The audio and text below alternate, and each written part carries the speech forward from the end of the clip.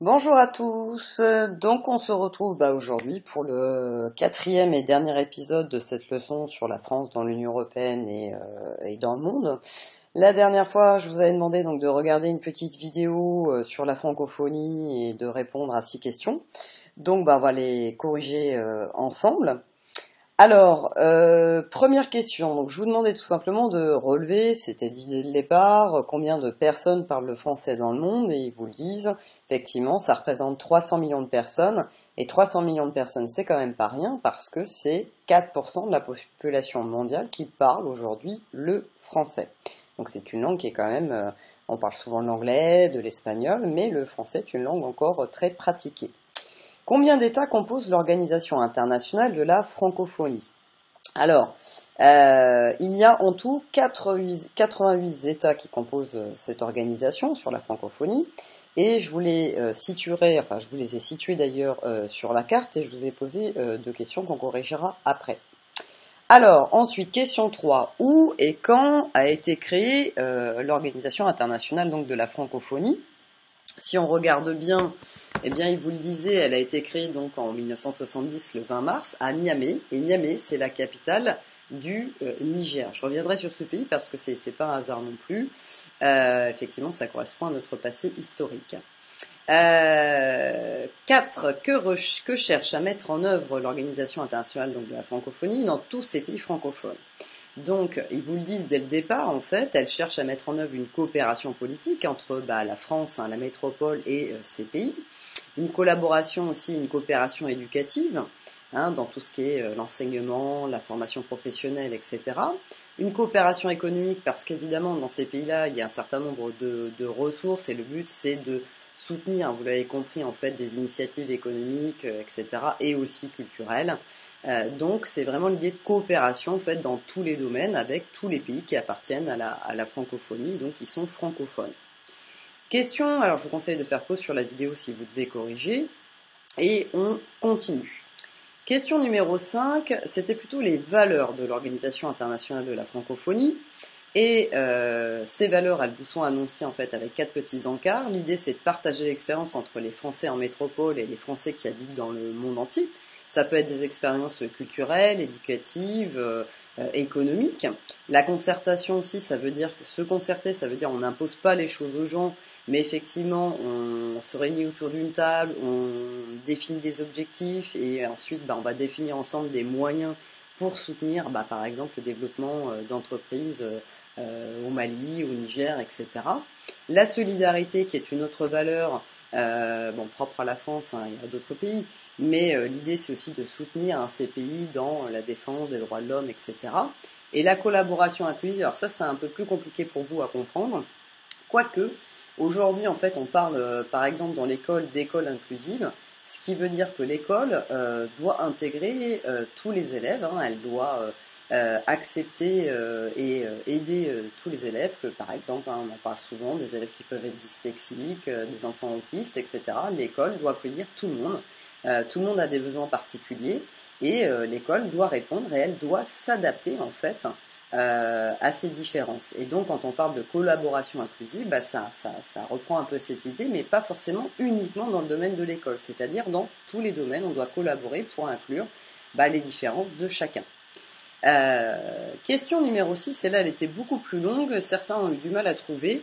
En fait, à chaque fois, dans la vidéo, ils vous mettaient plus d'écoles, plus de, etc., etc. Et donc, en fait, à travers ces plus de, et ensuite l'explication, ils vous montraient effectivement les 7 objectifs qu'ils poursuivent. Le premier, c'est qu'ils disent effectivement le but de l'Organisation internationale de la francophonie, c'est de développer, par exemple, la langue française dans le monde entier. Donc, c'est que plus de gens encore parlent tout simplement le français. Donc, pour que plus de personnes parlent le français, il faut multiplier les établissements d'enseignement, il faut être capable de délivrer aussi un enseignement de qualité. Et c'est pour ça que, par exemple, vous avez, nous, par exemple, en tant que prof, on reçoit plus ou moins régulièrement des offres où, par exemple, on nous propose d'aller chercher un enseignant en français au Mexique, par exemple, et on va aller, si on le désire, ça a été le cas, par exemple, d'une enseignante que vous n'avez pas connue, Madame Gasté, qui était prof de maths et qui parlait très bien anglais, et puis en fait elle cherchait un poste d'une prof qui était un poste d'une prof de maths qui pouvait parler anglais, et elle s'est aussi mise à l'espagnol, et elle est partie en Amérique latine. Donc ça fait 5, 6 ans ou 7 ans qu'elle est là-bas, et peut-être qu'elle reviendra d'ailleurs dans l'établissement de peine, mais elle a décidé de partir en fait pendant quelques années, enseigner dans un établissement français à l'étranger. Donc ça, c'est des opportunités qu'on peut choisir, et effectivement, voilà, il y a plein d'établissements dans le monde entier où on essaie toujours de développer la langue française. L'autre objectif, par exemple, c'est évidemment de développer la culture française. Donc comment développer la culture française ? La France va soutenir financièrement un certain nombre de jeunes, de jeunes à l'étranger qui veulent développer la langue française. Donc elle va par exemple soutenir des jeunes écrivains, elle va soutenir des musiciens français à l'étranger, elle peut soutenir aussi des cinéastes, ou même des cinéastes étrangers et qui, par exemple, tourneraient un film en français ou qui tourneraient un film sur la France. En fait, tous les artistes, entre guillemets, qui cherchent à développer et à faire connaître la culture française dans le monde vont être soutenus. Alors, il y a des dossiers à déposer pour obtenir ces subventions, mais effectivement, il y a plein de projets comme ça qui sont soutenus financièrement par la France pour développer à l'étranger la culture française. Troisième objectif, la défense des droits. Donc ça, c'est quand même, on va dire un peu la tarte à la crème, parce que on le retrouve dans l'ONU, on le retrouve dans l'Union européenne, on le retrouve a fortiori dans la France.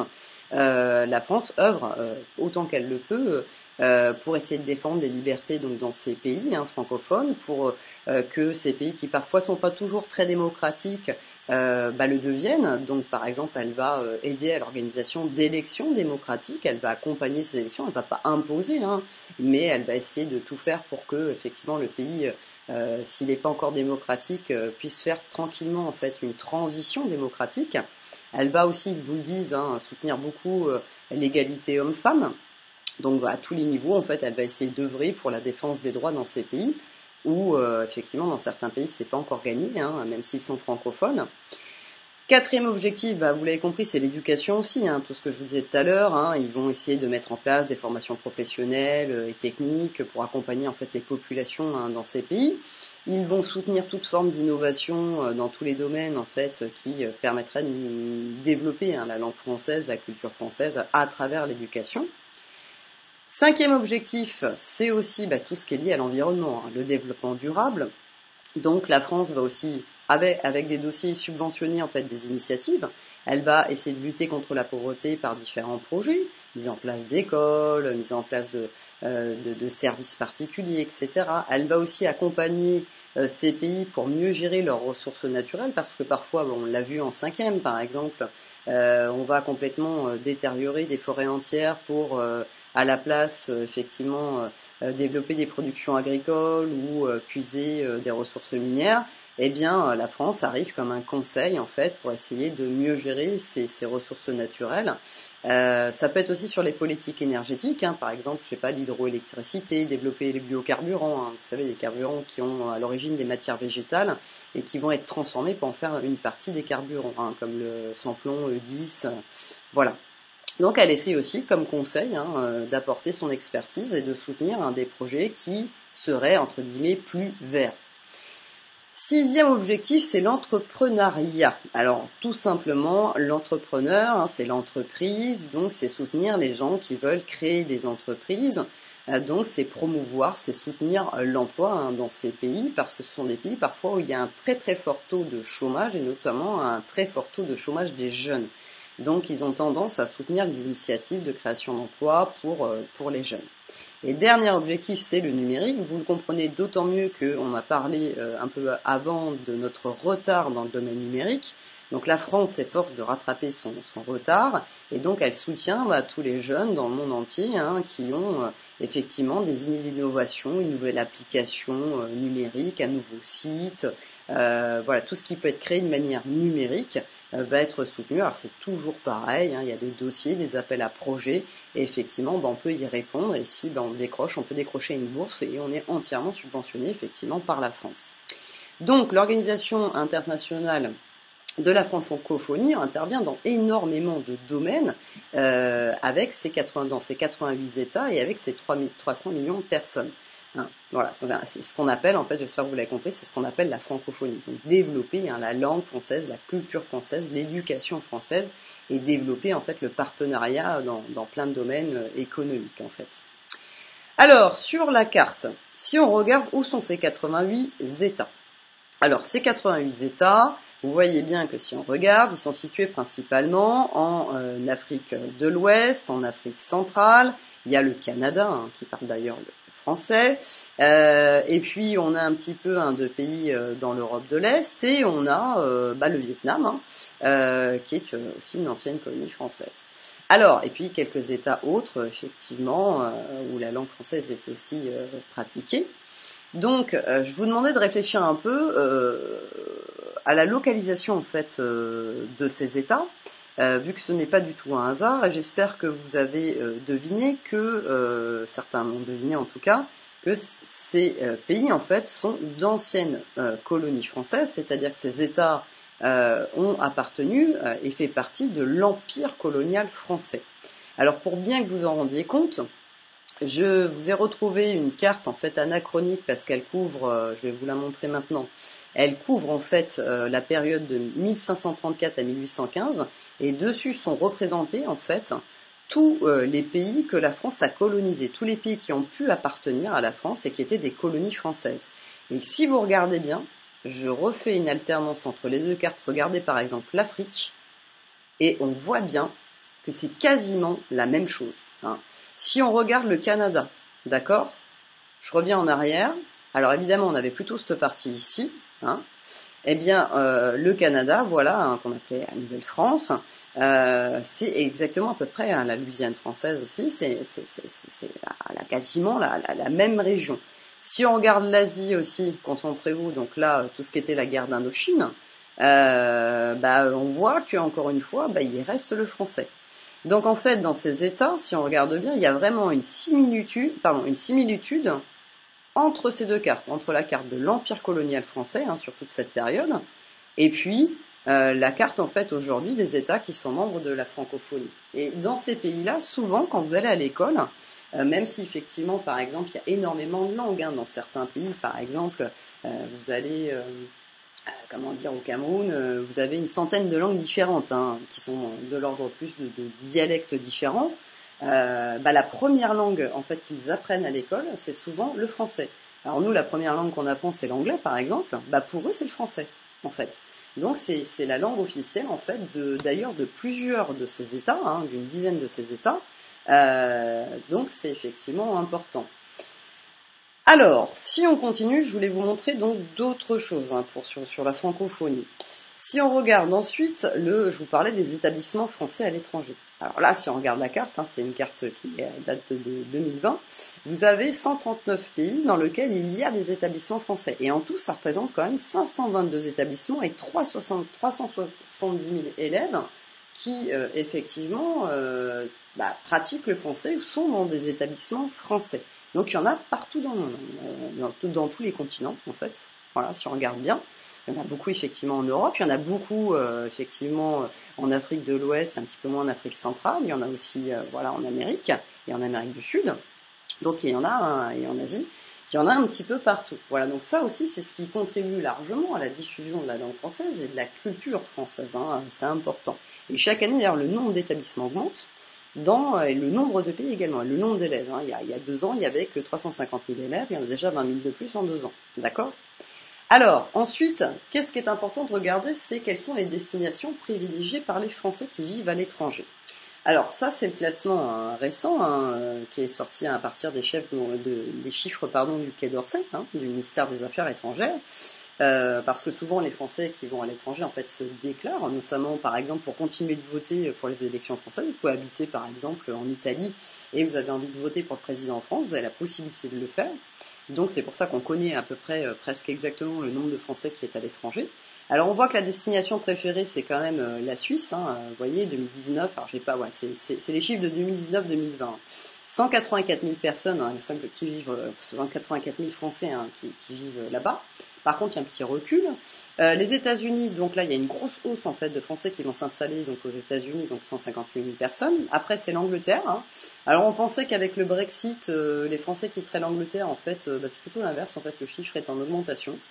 La Belgique, l'Allemagne, On voit aussi l'Espagne. Donc si vous regardez bien, il y a quand même pas mal de pays européens. Au Royaume-Uni, bien sûr, on est en Europe, dans le continent européen, mais on n'est plus dans l'Union européenne. On a la Belgique, on a l'Allemagne, on a l'Espagne. Donc globalement quand même, je vous ai pas mis tous les pays, parce qu'il y en a bien plus que ça. Effectivement, en gros, 38% en fait des Français vont déménager ou travailler dans un pays européen. Voilà, c'est logique, c'est plus simple. En plus, vous êtes citoyen européen, donc les mêmes règles s'appliquent. Vous avez un certain nombre de droits qui vous sont garantis. Donc, c'est logique que, souvent, on reste dans la même culture, la culture européenne. Donc, la plupart des Français, 40% on arrondit, vont s'installer dans un pays de l'Union européenne. Ensuite, c'est quand même pas mal, il y en a 20%, pour vous résumer, qui vont en Amérique. Alors, si je divise le chiffre en deux, 20% en Amérique, en fait, vous en avez 13% qui vont aux États-Unis s'installer et 7% qui vont s'installer en Amérique du Sud ou en Amérique centrale. D'accord ? Et enfin, on a, pour les gros pourcentages qu'on peut rassembler, il y a 10% à peu près de Français qui vont s'installer au Proche ou au Moyen-Orient. Et effectivement, moi je pense à un de mes amis photographes qui était architecte dans la vie de tous les jours, il faisait de la photo pour le plaisir comme moi. Et puis en fait, il a eu un jour une opportunité, on lui a proposé en fait d'aller s'installer dans les Émirats Arabes Unis et à la clé on lui a proposé 4 fois son salaire. Donc il est parti avec sa femme et ses enfants et il n'est jamais revenu depuis parce qu'effectivement il gagne beaucoup mieux sa vie là-bas, il travaille sur des chantiers architecturaux qui sont beaucoup plus stimulants. Donc, effectivement, par rapport à ce qu'il faisait quand il habitait à Bordeaux, il s'amuse beaucoup plus professionnellement sur des projets énormes où il y a des finances colossales. Ces pays qui ont énormément d'argent, avec les ressources notamment pétrolières. Donc, effectivement, voilà, il est parti, il n'est jamais revenu. Alors, ça doit faire plus de 10 ans qu'il est là-bas. J'ai plus de nouvelles, mais c'est un exemple typique. Voilà, c'est-à-dire qu'il y a des opportunités dans d'autres États. Je pourrais vous donner un autre exemple, un exemple familial aussi. Mon cousin qui était chercheur à Paris, et puis 10 ans d'études, il gagnait à peine, il avait réussi à avoir une bourse de 300 € par mois pour ses études, parce que c'était un des 3 meilleurs étudiants de sa fac, donc il avait décroché une bourse. Le problème, c'est qu'avec 300 €, vous imaginez, à Paris, on n'a même pas de quoi se loger, c'est même pas le prix d'un logement. Un logement minuscule, c'est entre 600 et 800 €, même pas pour 10 mètres carrés. Donc, et pas dans un bon quartier de Paris. Donc là, avec 300 €, il habitait chez sa grand-mère et il arrivait péniblement à vivre. Parce que même avec 300 €, vous n'avez pas de quoi vous acheter à manger en un mois. Alors, je ne vous parle pas des factures d'électricité, de l'eau, du chauffage, etc. Donc, il en a eu tellement marre que, effectivement, un jour, pareil, il a eu son professeur principal de recherche l'a contacté, lui dit, écoute, j'ai une opportunité pour toi aux États-Unis. Il cherche un jeune chercheur, effectivement, et il lui a dit tu corresponds bien au profil. Et au lieu de gagner 300 € par mois, il lui proposait 4 000 $ par mois pour travailler à la tête d'un institut de recherche en plus. Et il a été pris. Et donc, je sais pas, moi je devais avoir votre âge quand il est parti aux États-Unis, j'étais ado. Et puis depuis, maintenant je suis vieille, il est toujours pas revenu des États-Unis. Donc ça montre bien qu'effectivement il y a des opportunités dans certains domaines, dans la recherche notamment, tout ce qui est sciences, etc. Dans l'architecture, il y a plein de domaines où en fait, finalement, les Français trouvent que la France est moins attractive et donc, à la fin de leurs études, comme on l'a dit, on perd pas mal de nos étudiants qui décident de partir s'installer à l'étranger. Ou de gens qui ont entre 25 et 60 ans et qui aussi font ce choix professionnel de s'installer ailleurs. Alors, autre chose qui montre aussi comment se développe la culture française. Et là, je vous ai pris un texte, on va le lire ensemble. Alors, je suis désolée, j'ai essayé de le mettre au mieux et au plus grand, mais sur une page comme ça, c'est un peu compliqué. C'est encore un extrait, en fait, d'une intervention de Laurent Fabius, à l'Université de Paris à la Sorbonne, qui est connue. Et en fait, ce texte, je voulais garder, même s'il est un peu ancien. J'ai essayé de trouver quelque chose de plus récent, mais j'ai rien trouvé de satisfaisant. Et finalement, ce texte reprend des choses. Alors, les chiffres ne sont plus bons, je les ai corrigés dans la trace écrite. Mais par contre, si les chiffres ne sont pas bons, la réalité qui est dépeinte dans ce texte, elle reste juste. Donc, on va voir à quel point aussi, en lisant ce texte, en fait, la culture française se diffuse en fait à travers plein de choses. On l'a vu, la langue française, les établissements éducatifs français. On le voit aussi. Et là, en fait, dans ce texte, on va mettre en évidence d'autres choses. Alors, on le lit ensemble, comme ça vous allez comprendre. Donc, l'influence culturelle de la France. Donc, il y a un autre élément d'influence. En fait, c'est le rayonnement culturel, intellectuel et scientifique. 14 prix Nobel de littérature. Donc ça veut dire qu'en France, c'est quand même les prix Nobel de littérature, les prix Nobel, il y en a plusieurs, il n'y en a pas qu'en littérature, ça montre quand même quelque chose. C'est-à-dire que nous avons dans le monde de très grands écrivains français qui sont lus dans le monde entier. 11 médailles Fields. Alors les médailles Fields, pour que vous compreniez, il y a 2 médailles en fait dans les mathématiques, 2 récompenses internationales qui sont les plus célèbres, c'est Fields et Abel. Et il faut savoir qu'en France, on est assez innovant en fait en termes de recherche mathématique. Et donc, on a quand même eu 11 chercheurs en mathématiques qui ont reçu cette médaille. Donc, c'est énorme. Voilà, il y a beaucoup de chercheurs mathématiques français qui ont obtenu cette médaille, ce qui n'est pas le cas de tous les pays. Il n'y en a pas tout le temps. Notamment Gileni qui l'a eu il y a pas longtemps. Des établissements si prestigieux qui font la notoriété de la France, par exemple la Sorbonne, qui est très connue, le Louvre.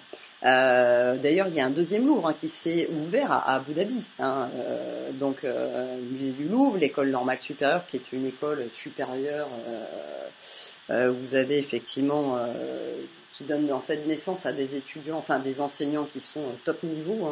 C'est des véritables génies, que ce soit dans les matières scientifiques ou matières littéraires. On a un certain nombre aussi de grandes écoles de commerce qui sont connues.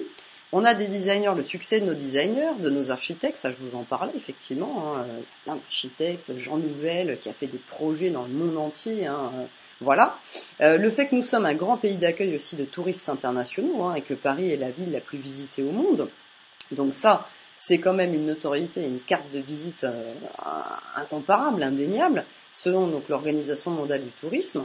L'influence est un agrégat qui doit prendre en compte tout cela. C'est-à-dire, comment on peut calculer l'influence de la France ? C'est à travers tous ces aspects-là. De la même manière, la langue, alors là il revient dessus, est un élément absolument essentiel d'influence. Le français est quand même la langue officielle des Nations Unies. C'est la langue officielle aussi de 29 États sur les 88 que vous avez dans l'OIT. C'est l'une des 3 langues de travail de l'Union européenne, et je vais même corriger, c'est la langue de travail de l'Union européenne. Il est parlé aujourd'hui par plus de 220 millions de personnes, alors là vous le savez maintenant, c'est 300 millions de personnes dans le monde, comme langue première ou comme langue seconde, deuxième langue.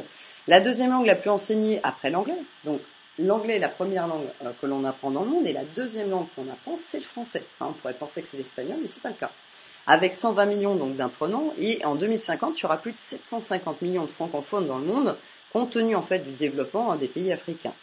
La francophonie, donc, c'est une langue, c'est aussi donc un système de valeurs, c'est un combat d'avenir, il le dit, à condition bien sûr que l'on porte ce combat soi-même.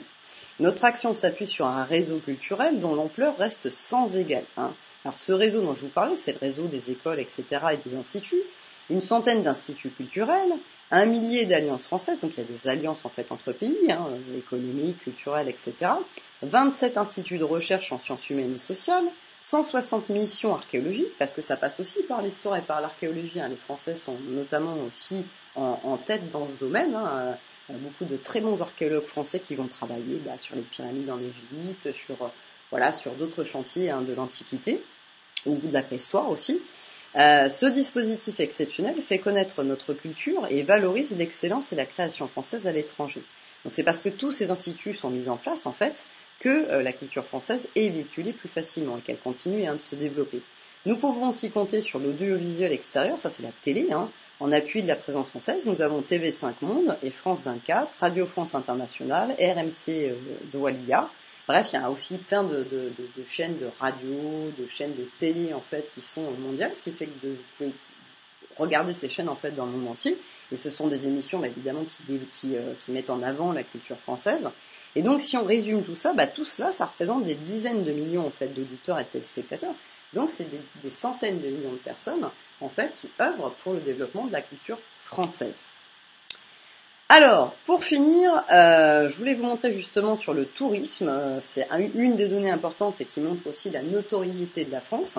Et c'est quand même, moi je le savais pas. Il a fallu que je fasse des recherches et effectivement, j'étais surprise de découvrir ça.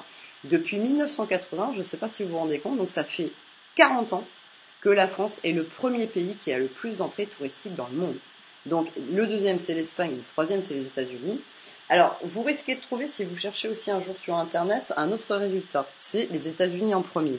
Et là je vais vous expliquer la différence, c'est qu'en termes d'entrées touristiques, c'est-à-dire le nombre de touristes qui arrivent en fait par pays, c'est bien la France qui est première. C'est la France qui a le plus d'entrées touristiques, de touristes qui viennent. Par contre, en termes de revenus, de revenus touristiques, c'est-à-dire l'argent dégagé par le tourisme, effectivement, c'est les États-Unis qui ramènent le plus d'argent. Mais en termes d'entrées, c'est-à-dire le nombre de touristes qu'un pays accueille, c'est la France qui est en première position. Et depuis 40 ans. Ça veut dire qu'elle est indétrônable en termes touristiques. Donc tout ça, ça montre bien, j'espère que vous l'avez compris, que la culture française, en fait, c'est plein de choses. C'est la langue, c'est l'éducation, c'est le fait qu'on a des Français, des artistes qui sont connus dans le monde entier, on a des chercheurs, on a des architectes qui sont des références mondiales et on va les engager parce qu'effectivement, ce sont les meilleurs du monde actuellement, d'accord ? Alors c'est pas les seuls, il y a aussi dans d'autres pays des grands architectes, de grands designers, etc. Mais la France est connue dans un certain nombre de domaines pour ça. Donc finalement la francophonie, voilà, l'influence en fait de la culture française, elle rayonne réellement à travers le monde. Ça on peut clairement l'affirmer. Mais vous voyez, c'est par différents moyens. Et chaque année en fait ça augmente, comme ils le disent effectivement, le bilan Antalus il n'a pas tort là-dessus. Effectivement, l'Afrique est quand même la terre, des territoires qui ont une histoire très liée à la France par son passé, par l'empire colonien que je vous l'ai montré. Et donc, du coup, ça reste. C'est vraiment quelque chose qui se développe d'autant plus que l'Afrique, en fait, est un continent paradoxalement sous-peuplé par rapport à sa taille et que la population va exploser en Afrique, vous le savez, avec le décalage de l'exode rural. Et donc, il va y avoir des villes géantes qui vont se développer en Afrique. Et donc, la culture française va d'autant plus se développer que cette population va augmenter. Alors, côté leçon, qu'est-ce qu'on va essayer de retenir de tout ce qu'on vient de dire ? Alors, j'ai corrigé dedans les chiffres qu'on a pu voir dans certains documents. Alors, troisième partie, donc on saute une ligne page de droite, on parle cette fois-ci du rayonnement de la France à l'échelle européenne et mondiale. Alors, le rayonnement français dans le monde passe notamment donc par sa culture. Quand on parle de rayonnement, c'est la culture française. Ainsi, donc, la langue française est parlée par 300 millions de personnes dans le monde, c'est-à-dire 4% de la population mondiale. C'est la langue officielle à l'ONU, c'est la langue officielle aux Jeux Olympiques, c'est la langue de travail à l'Union Européenne. Et j'aurais pu rajouter, c'est la langue officielle aussi dans 28 États de l'OIT.